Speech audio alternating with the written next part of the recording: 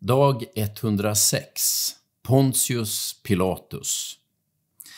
Ibland tycker jag att Pilatus fått oförtjänt dåligt rykte.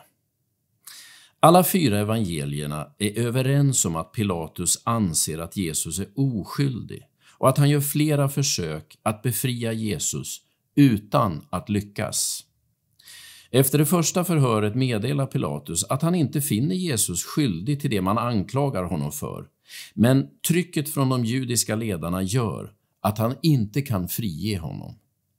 När han får veta att Jesus kommer från Galileen skickar han honom till Herodes, som också befinner sig i Jerusalem över påskhögtiden. Herodes hade ansvaret för maktutövningen i Galileen och Pilatus hoppas nog att problemet ska vara löst. Men Herodes får inte någonting ur Jesus och skickar besviken tillbaka honom till Pilatus. Nästa försök från Pilatus var att ge Jesus en läxa. Förmodligen är det därför Jesus blir piskad. Hur bakvänt det än låter så var det kanske ett försök från Pilatus att låta Jesus komma undan med en rejäl misshandel istället för dödsstraff. Men inte heller det räcker för att tysta anklagelserna mot Jesus. Då tar Pilatus fram sitt sista S ur rockärmen.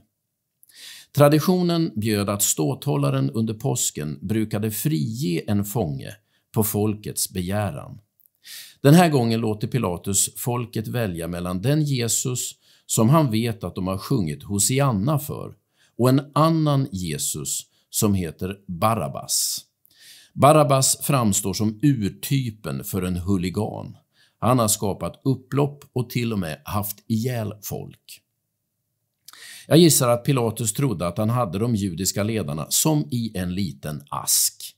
Nu skulle folket få fälla avgörandet och klart som korvspa kommer de att befria helbrägdagöraren från Galileen och skicka värstingen från Jerusalem till Gallien. Till Pilatus förvåning så väljer folket att ropa Barabbas fri och skicka Jesus till korset.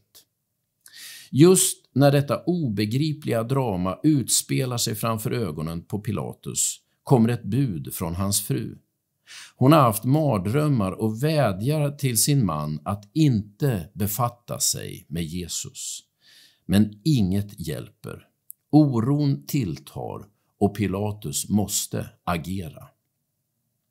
Då begär han fram ett fat med vatten och tvättar sina händer offentligt som ett tecken på att han inte vill ta ansvar för Jesu död.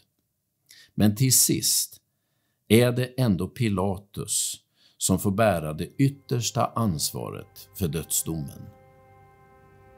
Gud välsigna dig idag.